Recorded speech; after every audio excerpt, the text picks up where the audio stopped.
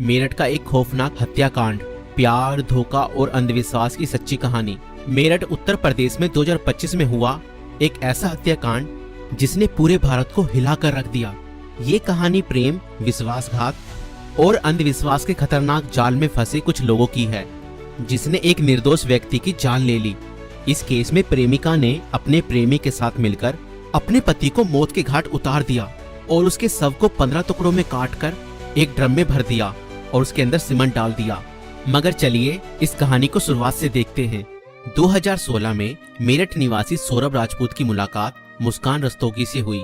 दोनों के बीच प्रेम हुआ और कुछ सालों बाद उन्होंने शादी कर ली। लेकिन यह शादी सौरभ के परिवार को पसंद नहीं आई, क्योंकि मुस्कान एक अलग जाति से थी।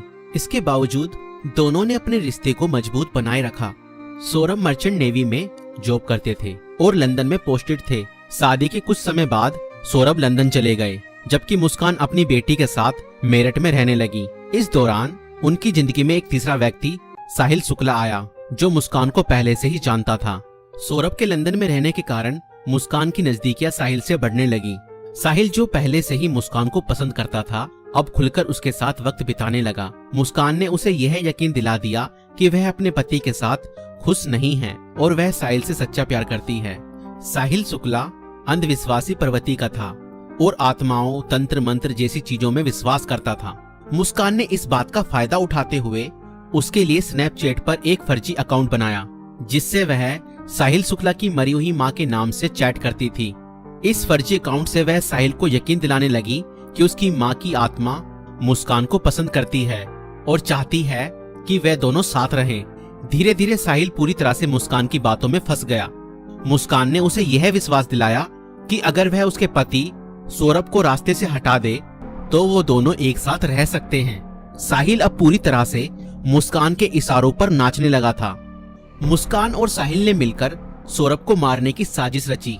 4 मार्च 2025 को जब सौरभ लंदन से मेरठ अपनी पत्नी और बेटी से मिलने आया, तब मुस्कान ने सौरभ की फेवरेट सब्जी कोफ्तों में बेहोशी की दवाई मिलाकर खिला दी।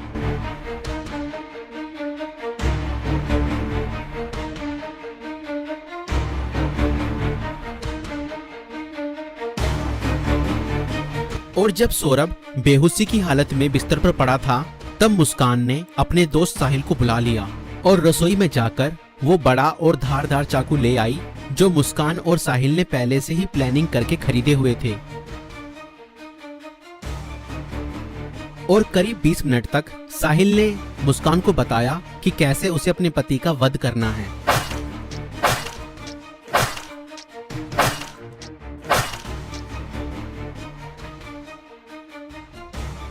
और फिर उसके बाद मुस्कान और साहिल ने सोते हुए सौरभ पर हमला किया और उसके हृदय पर 3 बार वार किए।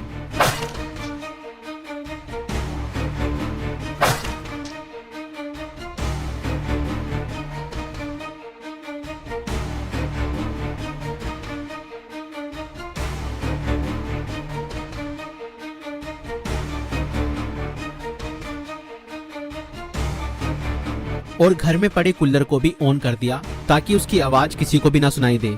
जब उन्होंने सौरभ को खत्म कर दिया, उसके बाद वह उसकी बॉडी को बाथरूम में ले गए।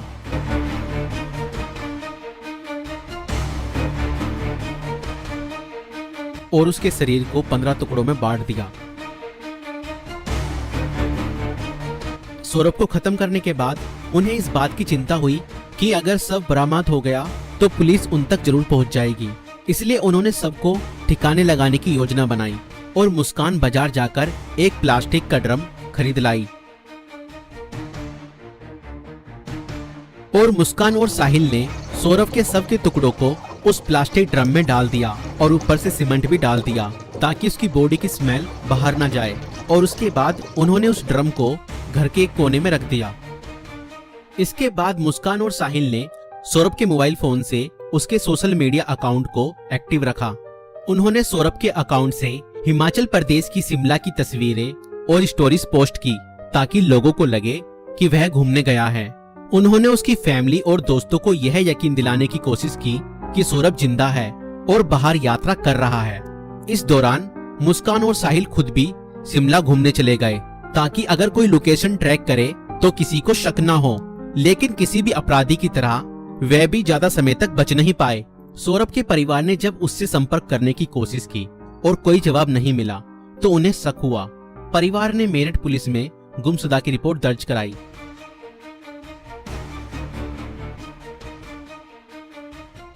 और इसी बीच मुस्कान ने अपने माता पिता को बताया कि शायद सौरभ का मर्डर हुआ है और उसके घर वालों ने ही उसका मर्डर किया है। मगर मुस्कान के पिता ने कहा, नहीं बेटा, किसी के भी घर वाले कितना ही नाराज हो जाएं तो भी ऐसा कदम अपने बेटे के लिए नहीं उठा सकते। बेटा, मुझे सच सच बताओ, सौरभ कहाँ है? मुझे सच्चाई बताओ, मैं किसी से कुछ नहीं कहूँगा। और तब मुस्कान ने अपने पिता को बताया कि उसने और साहिल ने मिलकर सौरभ को खत्म कर दिया है। और इतना सुनते ही मुस्कान के पिता ने पुलिस को सारी खबर बता दी।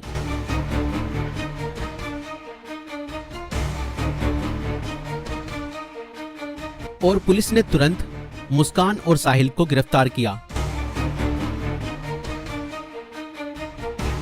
और उस प्लास्टिक ड्रम को भी बरामद किया जिसमें सौरभ के शव के टुकड़े थे। उस प्लास्टिक ड्रम को काटा गया और सौरभ के शरीर के टुकड़ों को बरामद किया गया। इस खौफनाक हत्या मिस्ट्री का अंत पुलिस द्वारा हत्यारों की गिरफ्तारी के साथ हुआ। पुलिस ने मुस्कान और साहिल को गिरफ्तार कर लिया। दोनों पर हत्या, साजिश और सबको छुपाने के गंभीर आरोप लगाए गए।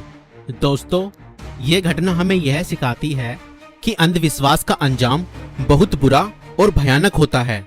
साहिल ने अपनी मां की आत्मा के नाम पर बनाए गए एक फर्जी अकाउंट पर भरोसा किया और हत्या जैसा अपराध कर दिया। और गलत संबंध और रिश्तों का अंजाम बहुत बुरा ही होता है। मुस्कान ने अपने फायदे के लिए साहिल को मानसिक रूप से कंट्रोल किया और हत्या तक करवा दी। और कानून से कोई नहीं बच सकता, चाहे अपराध कितना भी चालाकी से किया जाए। पुलिस की जांच और सबूतों के आधार पर अपराधी पकड़े ही जाते हैं।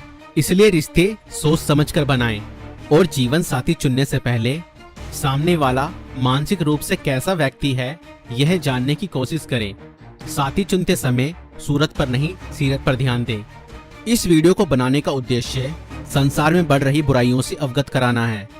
दोस्तों, आपकी इस वीडियो को लेकर क्या राय है हमें कमेंट्स में जरूर बताएं। और ऐसी और वीडियो देखने के लिए हमारे YouTube चैनल को